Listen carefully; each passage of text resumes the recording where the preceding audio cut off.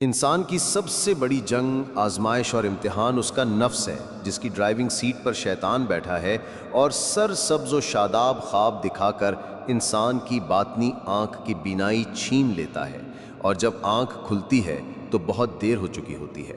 مگر اے بندے، پھر بھی اگر ہدایت تم تک پہنچ گئی ہے تو لوٹ آ، میں معاف کرنے والا ہوں۔ رب کی اس پکار کو سننے والے سر جھکا دیتے ہیں۔ ہر عالم، فاضل اور مفکر توبہ کی ترغیب دیتا ہے اور اسی سے رجوع اللہ کی دعوت دیتا ہے، بلکہ مدبر یہ بھی کہتا ہے کہ بد نصیب ہے وہ شخص جو روز توبہ کا دروازہ کھٹکھٹائے بغیر سو جاتا ہے۔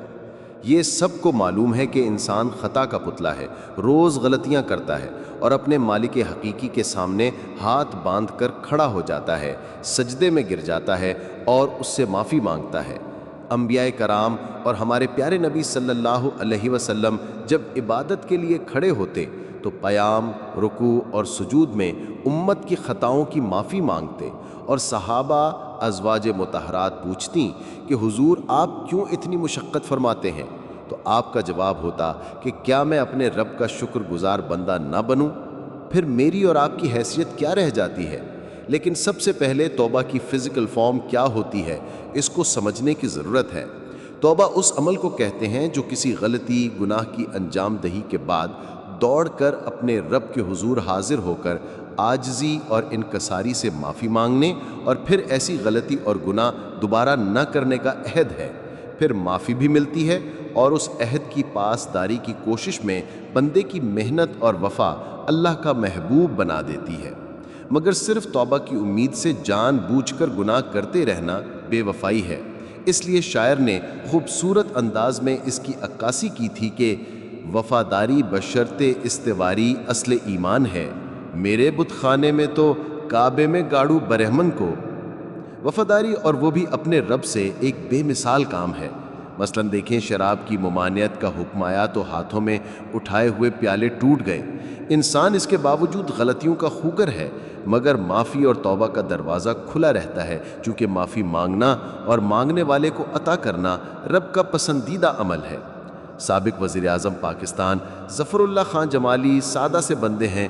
قومی سیرت کانفرنس ہو رہی تھی تو انہوں نے کہا کہ میں زیادہ کچھ نہیں جانتا میرے بھائی، لیکن ایک نصیحت کرتا ہوں کہ کبھی کسی کی جان نہیں لینا، کیونکہ زندگی دینے اور لینے کا اختیار صرف اللہ کو ہے۔ آپ ایسا کریں گے تو یہ بہت بڑا ظلم ہوگا اور اللہ کے اختیار میں دخل اندازی ہے جو اسے پسند نہیں۔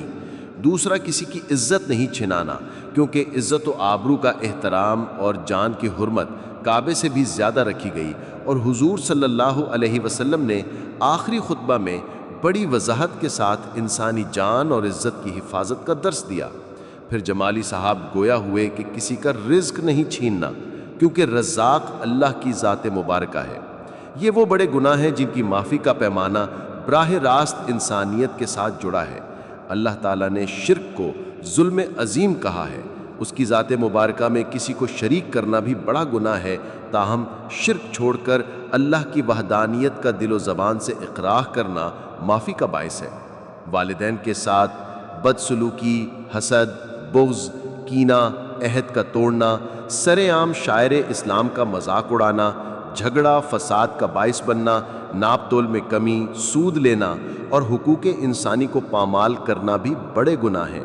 ان سے توبہ کر کے چھوڑ دینا نجات کا باعث بن جاتا ہے، مگر جان، عزت اور رزق چھیننے جیسے گناہ اسی تناظر میں دیکھے جائیں گے۔ اللہ اپنے فضل و کرم کی صفت کو ہمیشہ حاوی رکھتا ہے، کیونکہ انسان اس کی بہترین تخلیق اور اس سے وہ محبت کرتا ہے، اور محبت کا تقاضا ہے کہ رحمان کا مطیع رہنا ہے، شیطان کا نہیں۔ پھر تو دوستی محبت نہ ہوئی۔ انسان کا سب سے بڑا دشمن اس کا نفس ہے، جو خواہشات نفسانی اور حرص و طمع میں گھیر کر انسان کو ظاہری اور باطنی حرام کاری پر مجبور کرتا ہے۔ انسان کی سب سے بڑی جنگ، آزمائش اور امتحان اس کا نفس ہے، جس کی ڈرائیونگ سیٹ پر شیطان بیٹھا ہے اور سر سبز و شاداب خواب دکھا کر انسان کی باطنی آنکھ کی بینائی چھین لیتا ہے، اور جب آنکھ کھلتی ہے تو بہت دیر ہو چکی ہوتی ہے۔ مگر اے بندے، پھر بھی اگر ہدایت تم تک پہنچ گئی ہے تو لوٹ آ، میں معاف کرنے والا ہوں۔ رب کی اس پکار کو سننے والے سر جھکا دیتے ہیں اور سرکش اور اکڑ جاتے ہیں جن کے لیے دنیا اور آخرت میں رسوائی کے سوا کچھ نہیں۔